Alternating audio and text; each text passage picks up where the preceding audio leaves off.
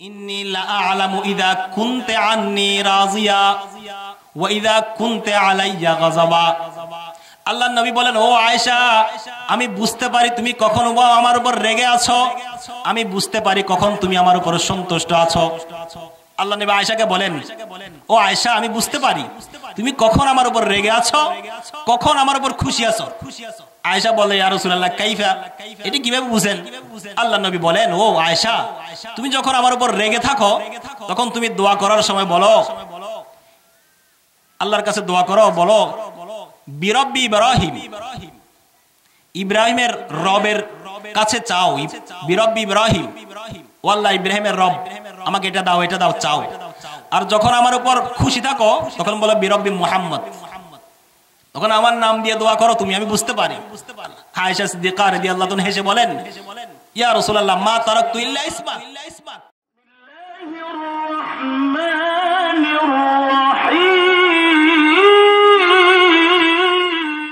আসসালামু আলাইকুম ওয়া রাহমাতুল্লাহি ওয়া বারাকাতুহু। ইন্নাল হামদালিল্লাহ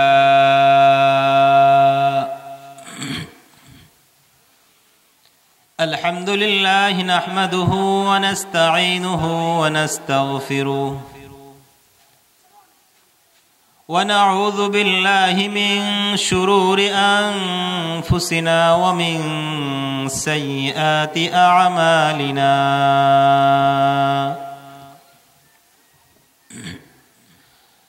من يهده الله فلا مضل له ومن يضلله فلا هادي له، ونشهد أن لا إله إلا الله وحده لا شريك له، ونشهد أن سيدنا وسندنا وحبيبنا وحبيب قلوبنا ومولانا محمدا عبده ورسوله، أرسله الله تعالى إلى كافة للناس بشيرا ونذيرا وداعيا إلى الله بإذنه وسراجا وقمرا منيرا। درود شریف پڑھی، اللهم صل على محمد وعلى آل محمد كما صليت على إبراهيم وعلى آل إبراهيم إنك حميد مجيد। اللهم بارك على محمد وعلى آل محمد كما باركت على إبراهيم وعلى آل إبراهيم إنك حميد مجيد۔ أما بعد فأعوذ بالله من الشيطان الرجيم، بسم الله الرحمن الرحيم، هن لباس لكم وأنتم لباس لهن۔ وعن أبي هريرة رضي الله تعالى عنه قال قال رسول الله صلى الله عليه وسلم الدنيا كلها متاع وخير متاع الدنيا المرأة الصالحة সুবহানাকা লা ইলমা লানা ইল্লা মা আল্লামতানা ইন্নাকা আনতাল আলিমুল হাকিম।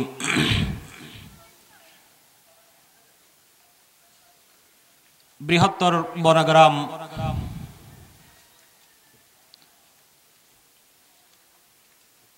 ঐতিহ্যবাহী মদিনাতুল উলুম মাদ্রাসার বার্ষিক সভা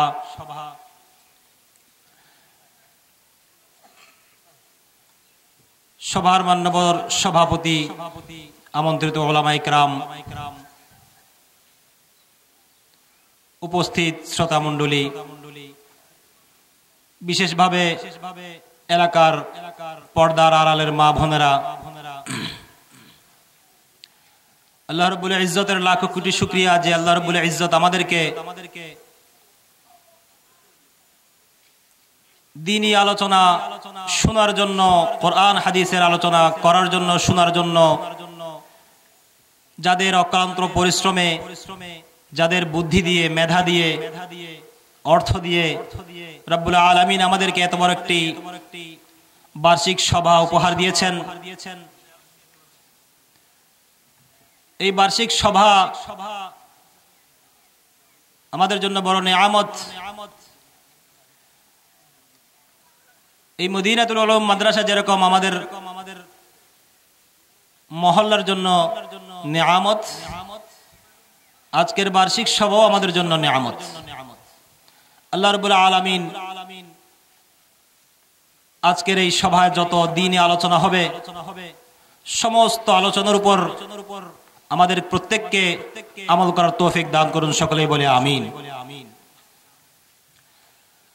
আমি আমার আলোচনা দীর্ঘক্ষণ করব না। শুরুতেই আমি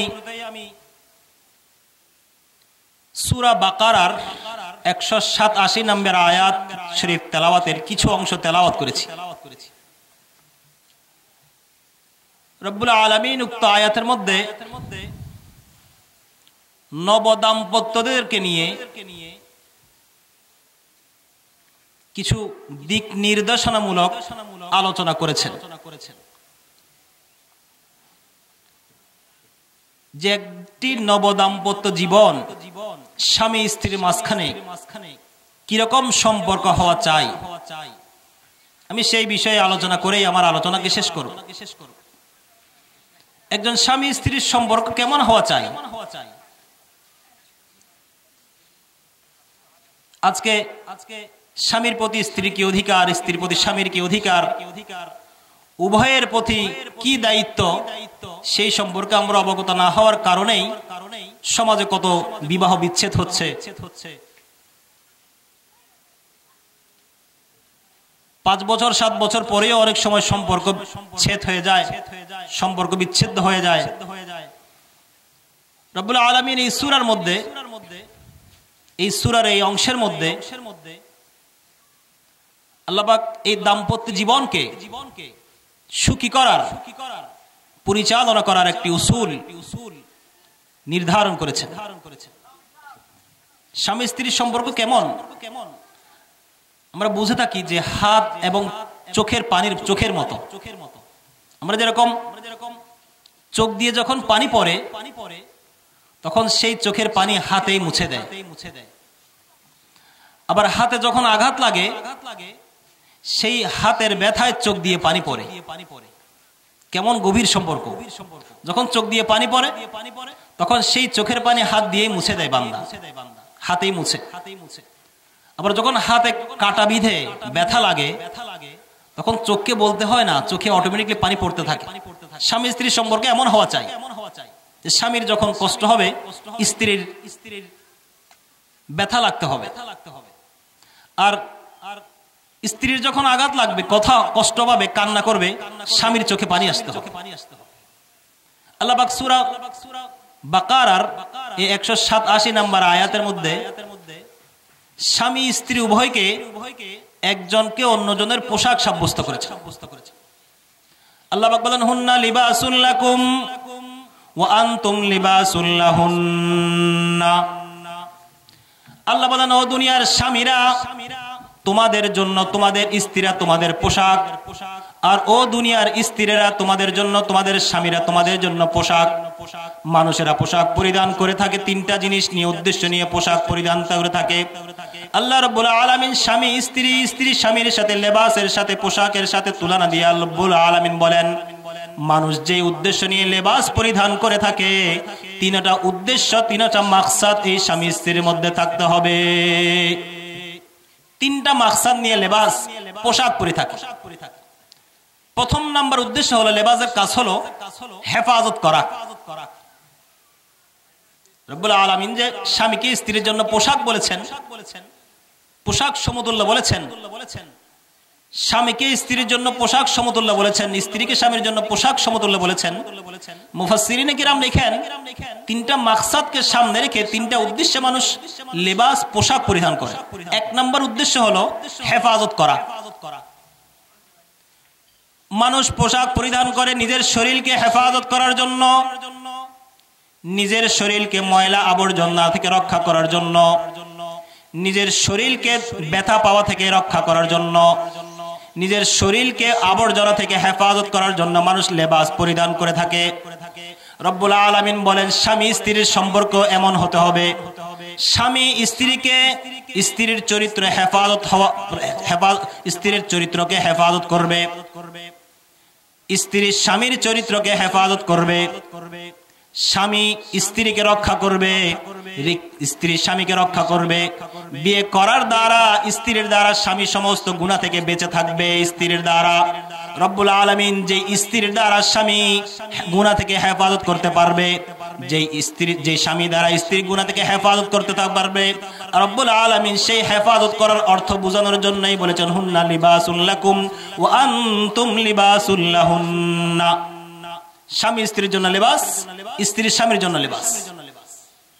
দুই নম্বর হলো সৌন্দর্য রক্ষা। মানুষ কাপড় পরার দ্বিতীয় উদ্দেশ্য হলো সৌন্দর্যের জন্য পরে। তো মানুষ স্বামী স্ত্রীকে লেবাস পোশাক পরার কারণ, বলার কারণ কি? কারণ হলো স্বামীর চোখে স্ত্রীকে সুন্দর লাগবে, স্ত্রীর চোখে স্বামীকে সুন্দর লাগবে। পৃথিবীর বুকে যদি স্ত্রীকে জিজ্ঞাসা করা হয় সবচেয়ে সুন্দর কে তোমার চোখে, স্বামীকে, ও স্ত্রী বলবে আমার স্বামী। আর স্বামীর চোখে সবচেয়ে বেশি সুন্দর লাগতে হবে নিজের স্ত্রীকে। তখনই আল্লাহ পাক বলেন একটা দাম্পত্য জীবন সুখের হবে, সুখে শান্তিতে থাকবে। তিন নম্বর হলো, আমি সংক্ষেপে আলোচনা করব, তিন নম্বর হলো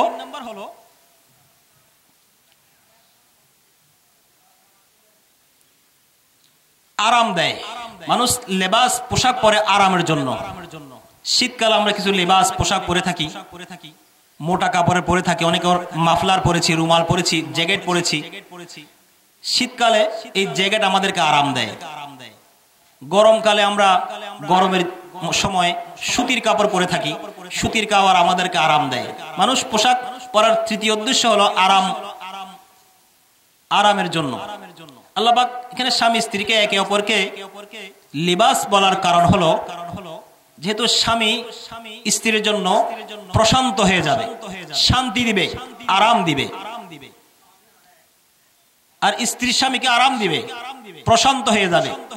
স্বামী যখন সারাদিন বাজার থেকে কষ্ট করে পরিশ্রম করে ঘরে আসবে, স্ত্রীর সামান্য ভালোবাসা স্বামীর অন্তরকে প্রফুল্ল করে দিবে। আর স্ত্রীর সামান্য ভালোবাসা স্বামীকে যেরকম প্রফুল্ল করে দিবে, স্বামীর সেই মিষ্টি কথা স্ত্রীকে প্রফুল্ল করে দিবে। রব্বুল আলামিন সূরা কোরআনের মধ্যে এই তিনটা মাকসাদকে উদ্দেশ্য নিয়ে মানুষ যেহেতু পোশাক পরিধান করে থাকে, আল্লাহ পাক সেজন্য নারীকে বলেছেন, ও স্বামীরা তোমাদের জন্য তোমাদের স্ত্রীরা তোমাদের লেবাস, আর স্ত্রীদেরকে বলেছেন তোমাদের স্বামীরা তোমাদের জন্য লেবাস, পোশাক। একটা দাম্পত্য, নব দাম্পত্য সুখী হওয়ার জন্য কিছু কৌশল অবলম্বন করতে হয়। এক নম্বর কৌশল হবে স্যাক্রিফাইস করা। স্বামী স্ত্রীকে স্যাক্রিফাইস করবে, স্ত্রী স্বামীকে স্যাক্রিফাইস করবে।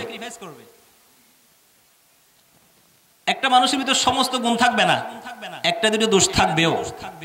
স্বামী যখন স্ত্রীকে সেই দোষগুলা না দেখেও দেখার ভান করবে, না দেখার ভান করবে, মিষ্টি ভাষায় তা সংশোধন করে দিবে। স্বামীর মাঝেও যদি কোনো দোষ দেখে, স্ত্রী মিষ্টি ভাষায় ভালোবাসা দিয়ে স্বামীর সেই দোষগুলোকে ধরে দেবে, ভালোবাসা দিয়ে ধরে দেবে। স্যাক্রিফাইস করবে, কিছু এদিক সেদিক হবে। স্বামী যখন রাগ করবে স্ত্রী ভালোবাসা দিয়ে তা ঠান্ডা করে দিবে, স্ত্রী যখন রাগ করবে স্বামী ভালোবাসা দিয়ে ঠান্ডা করে দিবে। স্বামী স্ত্রীর মাঝখানে ঝগড়া, আল্লাহর হাবিব সাল্লাল্লাহু আলাইহি ওয়াসাল্লামের হযরত আয়েশা সিদ্দিকা রাদিয়াল্লাহু তাআলা আনহাকে বলেন, স্বামী স্ত্রীর মাঝখানে ঝগড়ার ব্যাপারে আয়েশা সিদ্দিকা আল্লাহর নবীর ঘরেও ঝগড়া হতো, কিন্তু ওদের ঝগড়া ছিল মিষ্টি ভালোবাসার ঝগড়া ছিল। স্বামী স্ত্রীর মাঝখানের ঝগড়া আল্লাহর নবীর ঘরেও ছিল। আর শয়তান চায় যে স্বামী স্ত্রীর মাঝখানে কিভাবে বিভেদ করে দিবে। আল্লাহর নবী হাদিসের মধ্যে বলেন, ইন্না ইবলিসা ইয়াযাউ আরশাহু আলাল মা সুম্মা ইয়াবআথু সারায়াহু, ইন্না ইবলিসা ইয়াযাউ আরশাহু আলাল মা সুম্মা ইয়াবআথু সারায়াহু। আল্লাহর হাবিব বলেন, ইবলিস শয়তান নিজের আরশ পানির মধ্যে স্থাপন করেছে, স্থাপন করে নিজের ইবলিসের চালাদেরকে, শয়তানের বাচ্চাদেরকে সব জায়গায় ছড়াইয়ে দেয়। ছড়াইয়ে গিয়ে বলে, জলে ও ইবলিসেরা তোমরা যাও আনাচে কানাচে গিয়ে মানুষকে ধোকা দিয়ে আসো। সারাদিন যখন ইবলিসরা ধোকা দেয়, বিভিন্ন অঞ্চলে গিয়ে বিভিন্ন কুকর্ম করে, সে রাতে ইবলিসের সর্দারকে হাজিরে দেয়, বলে যে সর্দার আমি আজকে একটা মানুষকে সুদের মধ্যে লিপ্ত করেছি। ইবলিসের সর্দার খুশি হয় না, বলে যে আমি একজনকে জেনার মধ্যে লিপ্ত করেছি, খুশি হয় না। বলে যে আমি একজনকে আজকে চুরি করে নাই, জীবনে চুরি করতে সহযোগিতা করেছি, একজন মানুষকে আমি আজকে চোর বানিয়েছি, খুশি হয় না। বলে আমি একজন মানুষকে নামাজ তরক করার জন্য আজকে বাধ্য করেছি, সে নামাজ তরক করে দিয়েছে। এরকম একে একে বলতে থাকে, কিন্তু সর্দার, ইবলিসের সর্দার ওকে সন্তুষ্ট করতে পারে না। অবশেষে একজন দাঁড়িয়ে বলে, আনা মা তারাকতুহু বাইনার রাজুলি ওয়া ইমরাতিহি সুম্মা ফাররাকতুহু, আনা মা তারাকতু বাইনার রাজুলি ওয়া ইমরাতিহি সুম্মা ফাররাকতুহু। একজন দাঁড়িয়ে বলে, ও সর্দার আমি আজকে একটা মহৎ কাজ করেছি। মহৎ কাজটা কি? বলে আমি স্বামী এবং স্ত্রী দুইজনের মাঝখানে ঝগড়া লাগিয়ে দিয়েছি। শয়তান তোকে ডাকে, বলো আসো, তোমাকে খুঁজতেছি, আসো কলিজায় আসো, কারণ আমার মূল কাজ হলো স্বামী স্ত্রীর মাঝখানে ফাটল সৃষ্টি করে দেওয়া। নাউজুবিল্লাহ, এটা এক নাম্বার কাজ। আসো। ইবলিস হামলা দিয়ে থাকে, ওদের এক নাম্বার কাজ স্বামী স্ত্রীর মাঝখানে ফাটল সৃষ্টি করে দেওয়া। আল্লাহ নবী সাল্লাল্লাহু আলাইহি সাল্লাম মাঝে মাঝে আয়েশা সিদ্দিকা আল্লাহ নবীর সাথে ঝগড়া করতো। আল্লাহ নবী আয়েশা সিদ্দিকা বলেন, ইয়া আয়েশা, ও আয়েশা, ইন্নী লা আ'লামু ইযা কুনতে আন্নী রাজিয়া ওয়া ইযা কুনতে আলাইয়া গাযাবা। আল্লাহর নবী বলেন, ও আয়েশা, আমি বুঝতে পারি তুমি কখন আমার উপর রেগে আছো, আমি বুঝতে পারি কখন তুমি আমার উপর সন্তুষ্ট আছো। আল্লাহ নবী আয়েশাকে বলেন, ও আয়েশা, আমি বুঝতে পারি তুমি কখন আমার উপর রেগে আছো, কখন আমার উপর খুশি আছো। আয়েশা বলে, ইয়া রাসূলুল্লাহ কাইফা, এটা কিভাবে বুঝেন? আল্লাহ নবী বলেন, ও আয়েশা, তুমি যখন আমার উপর রেগে থাকো তখন তুমি দোয়া করার সময় বলো, আল্লাহর কাছে দোয়া করো, বলো বিরব্বি ইব্রাহিম, ইব্রাহিমের রবের কাছে চাও, বিরব্বি ইব্রাহিম, ও আল্লাহ ইব্রাহিমের রব আমাকে এটা দাও, এটা দাও, চাও। আর যখন আমার উপর খুশি থাকো তখন বলো বিরব্বি মুহাম্মদ, তখন আমার নাম দিয়ে দোয়া করো তুমি, আমি বুঝতে পারি। আয়েশা সিদ্দিকা রাদিয়াল্লাহু আনহা হেসে বলেন, ইয়া রাসূলুল্লাহ মা তারাকতু ইল্লা ইসমাক, মা তারাকতু ইল্লা ইসমাক, ইয়া রাসূলুল্লাহ, ইয়া হাবিবাল্লাহ, খোদার কসম আমি মুখে আপনার নাম নিই না, কিন্তু আমার অন্তর ভরপুর থাকে আপনার ভালোবাসায়। সুবহানাল্লাহ, আমার অন্তর আপনার ভালোবাসায় ভরপুর থাকে ইয়া রাসূলুল্লাহ। আয়েশা সিদ্দিকা রাদিয়াল্লাহু তাআলা আনহা একদিন আল্লাহর নবীর সাথে ঝগড়া হলো। এমন সময় ঝগড়া হওয়ার পর আয়েশা সিদ্দিকা আল্লাহর নবীর মাঝখানে কথা কাটাকাটি হওয়ার পর আয়েশা সিদ্দিকা বলল, ঠিক আছে, এটার সমাধানের জন্য আমরা একজন বিচারক ডাকবো, একজন মানুষের কাছে নিয়ে যাই আমাদের মাঝখানে সমাধান করার জন্য, কে অপরাধী, আসলে অপরাধটা কার, আমার না আপনার। আল্লাহ নবী বলল, চলো ওমরের কাছে যাই আমাদের মাঝখানে সমাধান করে দেওয়ার জন্য। আয়েশা সিদ্দিক বলল, না, ওমর হবে না, ওমর কঠোর দিল। বলে তাহলে তোমার বাবা আবু বকরের কাছে যাই। আয়েশা সিদ্দিকা বলল, চলেন ইয়া রাসূলুল্লাহ, আমরা আবু বকরকে বিচারক হিসেবে নির্ধারণ করলাম। হুয়া শফিক, আমার পিতা তো একজন শফিক, নরম দিলওয়ালা মানুষ। আল্লাহ নবী সাল্লাল্লাহু আলাইহি ওয়াসাল্লাম আয়েশা সিদ্দিকা সহ স্বামী স্ত্রীর সেই বিচার নিয়ে গেল হযরত ওমর আবু বকর রাদিয়াল্লাহু তাআলার দরবারে। আবু বকর রাদিয়াল্লাহু তাআলার সামনে যখন আল্লাহর নবী সাল্লাল্লাহু আলাইহি ওয়াসাল্লাম আয়েশা সিদ্দিকা রাদিয়াল্লাহু তাআলা উপস্থিত হলেন, আয়েশা সিদ্দিকা বলতে লাগলো, ইয়া রাসূলুল্লাহ, ইয়া হাবিবাল্লাহ, আগে কে বলবে? আপনি বলবেন কি ঘটনা ঘটেছে নাকি আমি বলবো? ইয়া রাসূলুল্লাহ, বিচার শুরু হবে এখন, ঘটনা কি ঘটছে আপনি বলবেন না আমি বলবো? আল্লাহ নবী বলল, আমি বলি। কি ঘটেছে আগে আমি বলি। আয়েশা সিদ্দিকা বলতে লাগলো, লা তাকুল ইল্লা হাক্কা, ইয়া রাসূলুল্লাহ, আপনি যখন আগে বলতেছেন যা ঘটেছে তাই বলবেন, বাড়াইয়া বলবেন না, কমাইয়া বলবেন না, যা ঘটেছে তাই বলবেন। কেমন ভালোবাসা স্বামী স্ত্রীর। ইয়া রাসূলুল্লাহ, যা ঘটেছে তাই বলবেন, বাড়াইয়া কমাইয়া বলবেন না। লা তাকুল ইল্লা হাক্কা, ইয়া রাসূলুল্লাহ, যা ঘটেছে তাই বলবেন, বাড়াইয়া কমাইয়া বলবেন না। আবু বকর রাদিয়াল্লাহু তাআলা সেখানে উপস্থিত। আবু বকর খেপে গেল, হঠাৎ খেপে গেল আয়েশা সিদ্দিকার উপর। এটা কি বললি বেটি? এই শিক্ষা দিয়েছিলাম তোকে। আল্লাহর নবী কখনো কি বাড়াইয়া বলবে? আল্লাহর নবী কখনো মিথ্যা বলতে পারে? বাড়াইয়া বলতে পারে? আল্লাহর নবী তো যা ঘটেছেন তাই বলবেন, আল্লাহর নবী তো সত্যবাদী। এইটা বলে হযরত আয়েশা সিদ্দিকা রাদিয়াল্লাহু তাআলা গালে একটা চড় লাগাই দিল। চড় লাগাই বলে, মুহাম্মদ তো কখনো মিথ্যা বলে না, বাড়াইয়া বলে না। মুহাম্মদ হারগিজ না গুফতে তানা গুফতে জিবরাইল, জিবরাইল হারগিজ না গুফতে তানা গুফতে কিরদাগার। মুহাম্মদ হারগিজ না গুফতে তানা গুফতে জিবরাইল, জিবরাইল হারগিজ না গুফতে তানা গুফতে কিরদাগার। এই কথা বলে হযরত আবু বকর রাদিয়াল্লাহু তাআলা আয়েশা সিদ্দিকার গালে একটা চড় লাগিয়ে দিল। এটা কি বললে আয়েশা সিদ্দিকা? এটা বলে আবার আরেকটা মারার জন্য যাচ্ছে। এমন সময় আয়েশা সিদ্দিকাকে আল্লাহর নবী এভাবে বাঁচাই নিল। আয়েশা সিদ্দিকার সামনে গিয়ে দাঁড়াই গেল। আবু বকর, না না, মারিও না, আর মারিও না। আয়েশা সিদ্দিকা পালায়ে ঘরে ঢুকে গেল। ঘরের ভিতরে আল্লাহর নবীও ঢুকলো, আবু বকর বাইরে বসা। আল্লাহর নবী আয়েশা সিদ্দিকাকে বলে, ও আয়েশা, আজকে আমি বাঁচাই নিছি তোমাকে, যদি বাঁচাই না দিতাম তোমার বাবা তোমাকে ধরে আরেকটা দিতে ফিটা। আয়েশা সিদ্দিকা লজ্জা পেল। আবু বকর রাদিয়াল্লাহু আনহু বাইরে থেকে স্বামী স্ত্রী আল্লাহর নবী সাল্লাল্লাহু আলাইহি ওয়াসাল্লাম এবং আয়েশা সিদ্দিকার আওয়াজ শুনতে লাগলো, ওদের হাসাহাসির আওয়াজ শুনতে লাগলো। আবু বকর রাদিয়াল্লাহু আনহু অবাক হয়ে গেল। কিছুক্ষণ আগে যারা আসামি আর বিবাদী ছিল, ঝগড়া করতেছিল, এতক্ষণ আমার সামনে তারা ঝগড়া নিয়ে বিচার নিয়ে এসেছিল। কেমন দাম্পত্য, ঘরে গিয়ে ওরা হাসাহাসি শুরু করলো, আমি বিচারক বাইরে বসা। কেমন মহব্বত ছিল। আবু বকর রাদিয়াল্লাহু তাআলা আনহু আল্লাহর নবীকে বললে, ইয়া রাসূলুল্লাহ, ইয়া হাবিবাল্লাহ, আশরিকানি ফি সিলমিকুমা কামা আশরাকতানি ফি হারবিকুমা।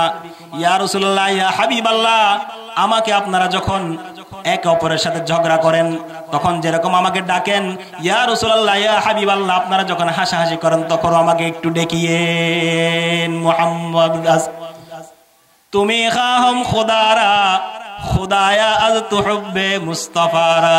মুহাম্মদ আজ তুমি খাহম খুদারা, মুহাম্মদ আজ তুমি খাহম খুদারা, খুদায়া আজ তুহুব্বে মুস্তাফারা। কেমন স্বামী স্ত্রী ছিল, কেমন ভালোবাসা ছিল আল্লাহর নবী সাল্লাল্লাহু আলাইহি ওয়াসাল্লামের দরবারে। সেজন্য স্বামী স্ত্রীর মাঝখানে যত ভালোবাসা থাকবে, যত দাম্পত্যর মাঝখানে একে অপরকে ভালোবাসার ঝগড়া হবেই। সেজন্য আল্লাহর হাবিব বলেন, ক্বালা রাসূলুল্লাহ সাল্লাল্লাহু আলাইহি ওয়াসাল্লাম, আল মারআতু ইযা সাল্লাত খামসাহা ওয়া সামাত শাহরাহা ওয়া আহসানাত ফারজাহা ওয়া আতাআত বা'লাহা ফালতাদখুল মিন আইয়ি আবওয়াবিল জান্নাহ। আল্লাহর হাবিব বলেন, আমার যে দুনিয়ার যে মেয়ে, যে স্ত্রী 5 ওয়াক্ত নামাজ ঠিকমতো আদায় করবে, রমজানের রোজাগুলো ঠিকমতো আদায় করবে, নিজের লজ্জাস্থানকে হেফাজত করবে, স্বামীর অবাধ্য হবে না, স্বামী যা বলে তা করবে, আল্লাহর হাবিব বলেন জান্নাতের সব দরওয়াজা তার জন্য খোলা। সে যে দরওয়াজা দিয়ে ইচ্ছে জান্নাতে যেতে পারবে। সুবহানাল্লাহ। যেই দরওয়াজা দিয়ে ইচ্ছে যেতে পারবে। সহজ মেয়েদের জন্য জান্নাতে যাওয়া, কোনো কাজ নাই, ঘরে বসবে, স্বামীকে খুশি রাখবে, বাস, আর কিছু লাগবে না। তৃতীয় নম্বর জিনিস হলো সন্দেহ করা। এই সন্দেহ এমন একটা প্রথা যে সন্দেহের জন্য একটা সুন্দর দাম্পত্য জীবন 5টা ছেলে সন্তান নিয়েও ভেঙে দিতে পারে। নাউজুবিল্লাহ। স্বামী বলে তোমার মোবাইল দেখি, স্ত্রী বলে মোবাইল কার সাথে কথা বলো, এই করো সে করো। ভালোবাসা, সমস্ত কিছু ভালোবাসা দিয়ে জয় করা যায়। এই ভালোবাসা মিষ্টি জিনিস এমন, এই মিষ্টি ভাষা দিয়ে দুশমনও বন্ধু হয়ে যায়। আল্লাহর হাবিব বলেন ফাবিমা লিনতাল, আল্লাহ রাব্বুল আলামিন আল্লাহর হাবিবকে লক্ষ্য করে বলেন ফাবিমা রাহমাতিম মিনাল্লাহি লিনতা লাহুম, ও আল্লাহর হাবিব আপনার দয়া ছিল, আল্লাহ আমার দয়া ছিল, এজন্য আপনি নরম ভাষায় কথা বলেছেন। এজন্য স্বামী স্ত্রীর দাম্পত্যের মাঝখানে ভালোবাসার যত ভালোবাসা বৃদ্ধি পাবে, ঝগড়া বিবাদ দূর হয়ে যাবে। স্বামী যদি স্ত্রীকে স্যাক্রিফাইস করে, স্ত্রী যদি স্বামীকে স্যাক্রিফাইস করে, রব্বুল আলামিন সেই দাম্পত্যকে অটুট রাখবেন, সারা জীবন বন্ধত রাখবেন। আর এই একটা দাম্পত্য যদি মিল থাকে, আল্লাহ রব্বুল আলামিন খুশি। আর যদি একটা দাম্পত্য বিচ্ছেদ হয়ে যায়, শয়তান খুশি। আমরা খুশি করবো না সন্তানকে, শয়তানকে খুশি করবো। রব্বুল আলামিন আমাদেরকে সকল অবস্থায় আল্লাহকে খুশি করে একটা দাম্পত্যকে সুখীর সংসার বানিয়ে সামনে অগ্রসর হওয়ার তৌফিক দান করুন। ওয়া আখির দাওয়ানা আনিল হামদুলিল্লাহি রাব্বিল আলামিন।